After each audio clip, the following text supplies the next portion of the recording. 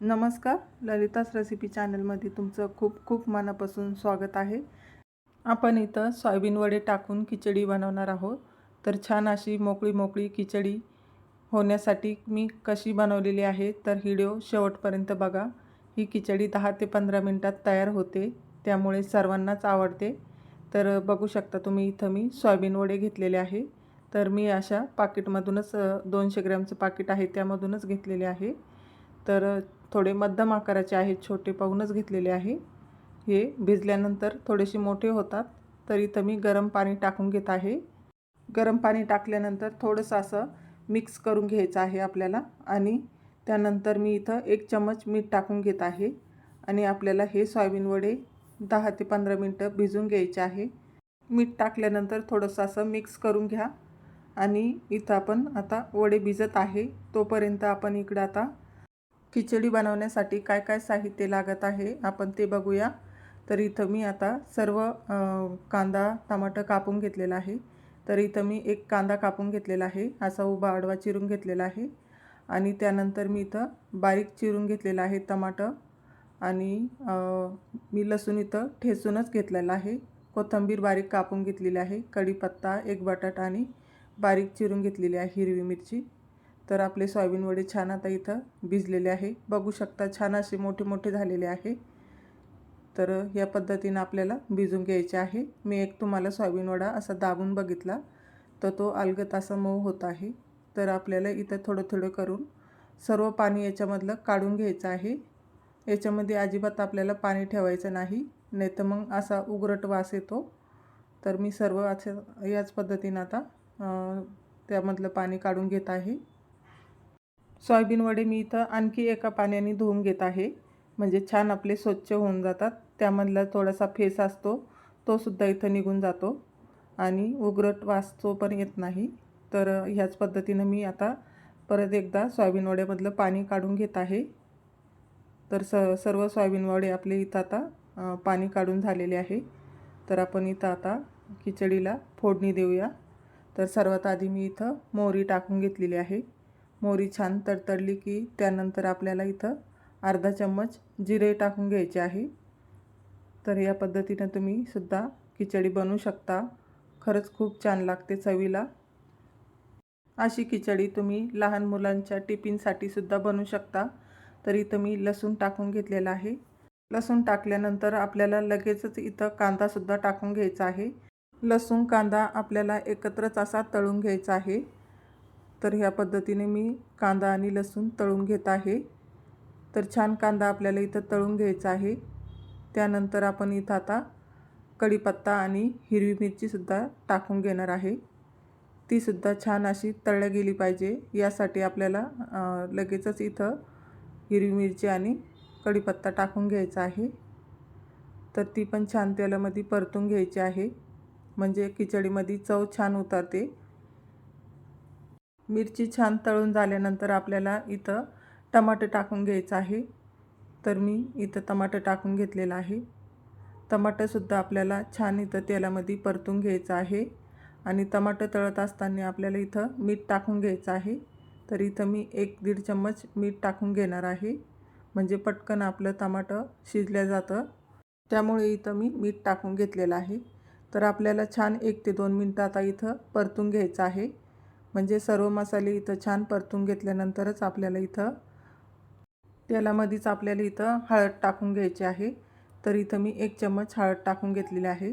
तर माझा छोटा चम्मच आहे तेवढी मी हळद टाकून घेतलेली आहे, म्हणजे खिचडीला छान कलरसुद्धा येतो तेलामध्ये हळद टाकल्यानंतर. इथं एक बटाटा कापून घेतलेला आहे, तर ते सुद्धा इथं मी टाकून घेतलेलं आहे. ते पण आपल्याला ह्या मसाल्यामध्ये असं परतून घ्यायचं आहे. एक एक करून आपल्याला इथं सर्व पदार्थ तळून घ्यायचे आहे. तर इथं मी बारीक चिरलेली कोथिंबीर पण इथं टाकून घेत आहे.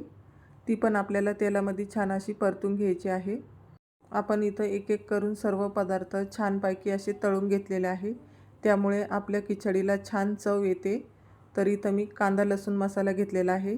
तुम्हाला तिखट जास्त आवडत नसेल तर नाही टाकला तरीही चालेल, पण सध्या मिरची आता तिखट नाही जास्त, त्यामुळे मी इथं कांदा लसूण मसाला टाकून घेतलेला आहे. तर मी आता इथं सोयाबीन वडे आता टाकून घेणार आहे. सर्व मसाले आपले तळून झाल्यानंतरच हे वडे टाकून घ्यायचे आहे, म्हणजे आपल्या सोयाबीन वड्याला सर्व मसाला असा लागला पाहिजे. त्यामुळे आपल्या सोयाबीन वड्यालासुद्धा छान चव येते. इथं मी 1 ते 2 मिनटं झाकण ठेवून घेणार आहे, म्हणजे छान हा मसाला आपल्या सोयाबीन वड्याला लागन. त्यासाठी मी इथं 1 ते 2 मिनटं झाकण ठेवून शिजून घेणार आहे. तुम्ही आतापर्यंत लाईक केलेले नसेल तर लाईक करा, चॅनलवर नवीन असाल तर सबस्क्राईबसुद्धा करा आणि कमेंटसुद्धा करत जा माझी रेसिपी तुम्हाला कशी वाटते. हे बघा, इथं मी तांदूळ धुवून घेतलेला आहे. तर हा तांदूळ मदर इंडिया तांदूळ आहे. तर आपल्याला 3 ते 4 माणसाला पुरण इतका तांदूळ घेतलेला आहे. तर बघू शकता तुम्ही, छान असं तरी सुटलेली आहे. आपले सोयाबीन वडे छान असे फ्राय झालेले आहे. तुम्ही इथं कोणताही तांदूळ घेतला तरीही चालेल. आणि तांदूळ इथं मी भिजून घेतलेला नाही, फक्त इथं 2 ते 3 पाण्याने धुवून घेतलेला आहे. तर आपण तांदूळसुद्धा आता ह्या मसाल्यामध्ये टाकून घेऊया. तर हे बघा, या पद्धतीनं मी इथं तांदूळ टाकून घेतलेले आहे. सर्व तांदूळ इथं टाकून घेऊन आणि आपल्याला असे मसाल्यामध्ये मिक्स करून घ्यायचे आहे. आणि यामध्ये आपल्याला थंड पाणी नाही तर गरम पाणी करून घेतलेलं आहे मी, तेच टाकून घेणार आहे. तर मी वेगळं पाणी पातेल्यात गरम करून घेतलेलं आहे. तर इथं मी टाकून घेत आहे. इथं आपल्याला गरम पाण्याचाच वापर करायचा आहे. थंड पाणी अजिबात घेऊ नका, म्हणजे आपले तांदळाला अशी पटकन उकळी येते आणि आपली खिचडीसुद्धा लवकर तयार होते. त्यामुळे इथं मी एकदम असं गरम पाणी घेतलेलं आहे आणि थोडंसं असं मिक्स करून घेऊया. तुम्हाला तुमचे तांदूळानुसार तुम्ही पाणी घेऊ शकता. तर आपण आता इथं तांदळामध्ये पाणी टाकून घेतलेलं आहे. त्यानंतर आता इथं झाकण ठेवून घेऊया. त्याआधी मी इथं सिक्रेट हा मसाला, म्हणजे आपला मॅगी मसाला, हा मसाला टाकल्यानंतर कुठल्याही भाजीमध्ये किंवा खिचडीमध्ये टाकून बघा, खरंच खूप छान लागते. हा मसाला टाकल्यानंतर खिचडीची चव आपली दुप्पट होणार आहे. आणि लहान मुलांना तर ह्या चवीची भाजी असो की खिचडी खूप आवडते. तर हा मसाला नक्की टाकून बघा. आपण झाकण उघडून बघूया. तर हे बघा, इथं किती पटकन अशी उकळी आलेली आहे आणि 2 ते 3 मिनटातच यामधलं सर्व पाणी आटून गेलेलं आहे.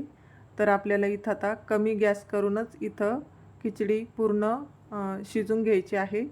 कमी गॅसवर ठेवल्यानंतर छान अशी यामधले तांदूळ असे फुलल्या जातात आणि अजिबात खालीसुद्धा लागत नाही.